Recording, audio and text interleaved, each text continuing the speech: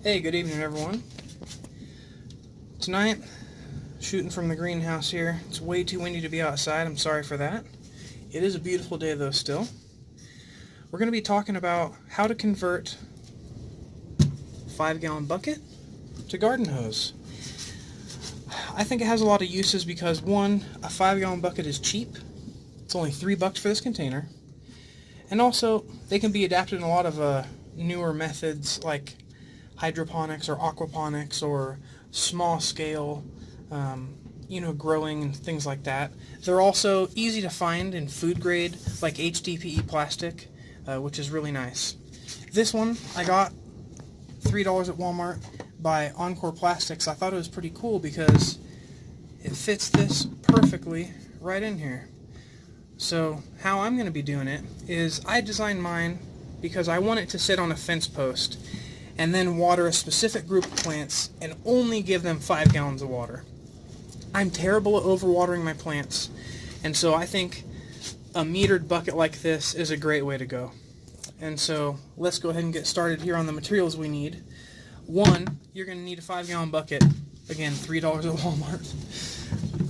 A spigot of some sort. This one I specifically got is a little bit longer than normal because the threads were long enough to accommodate what we need to seal it through the bucket. So you want to be sure that you get something with quite a bit of threads on it. Now, these right here are just locking rings. They're in the plumbing area. They're 3/4 inches. This, again, is a 3/4 inch spigot. That refers to the inside diameter of the water area. These are 3/4 inch O-rings. The principle of this is that we drill a hole in the container large enough so that the threads can sort of thread into it still.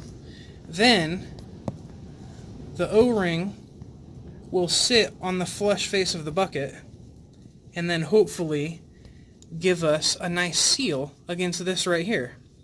Then on the other side, underneath it, is going to be an O-ring and this other ring right here, which will then tighten them together on the bucket, hopefully providing a watertight seal. That's the theory. Now, after we have the spigot on there, it'll just be easy to connect whatever hose you need. So, I got a drill here, and these are Forstner bits. If you have like a inch drill bit, it'd be better. Great, my bigger one is missing, so hooray for that. I'm going to use the biggest one I got, which is not quite big enough. So use what you can. We still got a trick, we can make it work. So here we go. Drill a hole where you need it, smaller than the outside diameter of the threads, okay? In order for something to thread into something, it needs to have something to bite to. So you're actually looking to make a hole that's the diameter of the inside of the threads to the inside. Just get as close as you can.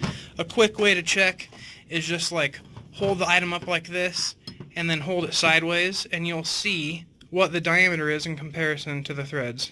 And then you'll know. So now I'm going to lock this into the drill and get started on drilling the hole. The wind is getting a little crazy, so I hope you can hear me. Okay, so on the bottom of this specific bucket is the injection point, which happens to be like an actual point. So it might be hard to balance your drill bit on this point and drill through without making it walk.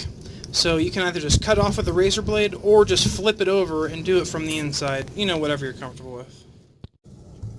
Well, drill won't even fit in the bucket really, so that's kind of out for me. I could drill to a steep angle, but nah. I guess I'm going to have to grab a razor blade and shear that little tip off. Alright, so I went to just cut the tip off and it seriously broke off and flung and hit my eyelash, so wear goggles I guess, or just watch out. Alright, there we go. That's pretty much good enough. Now it gives us a center point that's not a point to balance on, mostly.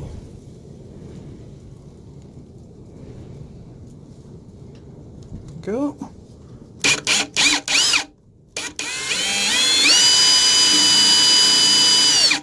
By the way, this is technically the wrong tool to use. A Forstner bit is for like recessing a hole, and we're just trying to drill a hole out. So if you got a spade bit or a drill bit, it might be a better choice, but this is all I got.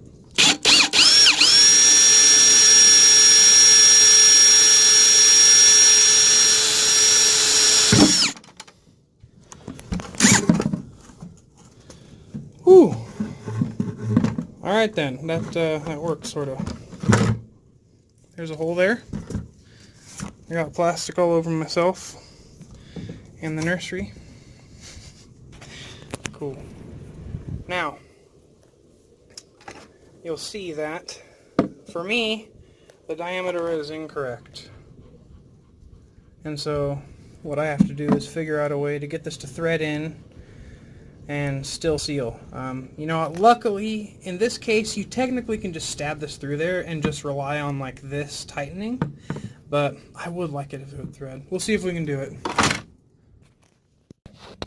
If you do choose to use the heat method like I do, just know that it's going to deform this circle when you pop it through, and it's going to leave you with less threads to work with. Because of that, my O-ring isn't working too well, but the plastic flare is actually big enough that it lets me seal pretty nicely against the plastic, so I might get away with it. We'll see. Other than that, here we go. It's sealed on that side. I threaded it all the way through. Here we go. Completely sealed on this side. And sealed on this side. If you use the plastic melting method, just know that the plastic is going to deform on you and actually push through with the metal piece when you do that. I would recommend not pushing it through like I did, and instead threading it through. Now, I'm going to go ahead and try to fill this thing with water. I hope it holds up.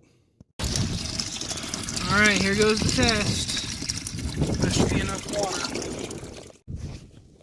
Alright, well, if you don't mind the minor dripping, we're pretty much good to go. Like me, hopefully you got a hose like this, 3/4 garden hose.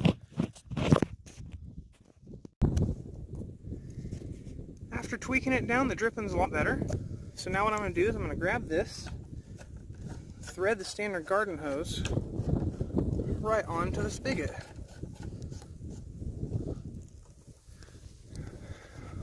Well, it is dripping a little worse than I'd expected. That again is just my lack of an O-ring. But now check this out. Garden hose conversion done. We're going to open that up. It's going to go ahead and push this water through the hose to whatever you got connected to it. That's it for this video. Thanks for watching. It's definitely hacked together, but you know what? It'll work. And that is my minimum requirement around here right now.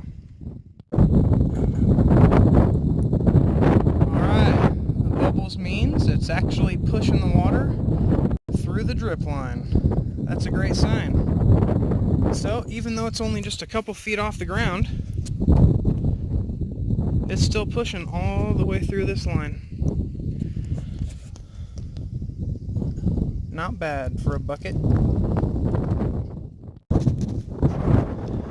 Sorry, but I totally lied. Just working ain't good enough for me. This drip is driving me insane. I don't want my water to drip all over the place. I'm sure you don't either, right? Is this video called how to convert like a bucket into a dripping garden hose? No, it's not. So I'm here with Teflon tape, okay? This has to do something. Let's see if it will. I'm going to unthread this, pull this thing out, wrap it with Teflon tape, and see if that helps at all. If not, I mean, I got super glue, I got silicone. I'm almost wishing this were a brass bucket and I'd solder this thing in here. I mean, don't be surprised at glue. We already spent like $13 on a fitting for a $3 bucket, right? What's glue? Alright, I got a layer of Teflon tape. You always want to wrap it the direction you're turning, basically, so it doesn't get undone when you're turning it. Now I'm going to put the O-ring on and see what happens. Teflon tape, O-ring installed. Thread it into the bucket, hoping this works. If not, it's using the heat method on this is the plastic seriously molds to the threads, so it actually threads in like it was made for it. As it was, pretty much. Alright, so I'm going to thread this in as much as I can. I have this other coupling nut thingy in my hand. And tighten it up as much as you can. Just seriously torque it down. You're trying to really seal this gap right here so no water can get past it. But don't cut the O-ring with a wrench because you're tightening it so tight. Just as best you can. Alright. I have reduced it down to a drip, drip, drip, drip. And you know what? That is okay with me. I know professional plumbing jobs that have worse drips than that. Besides, this is just going to the ground anyways.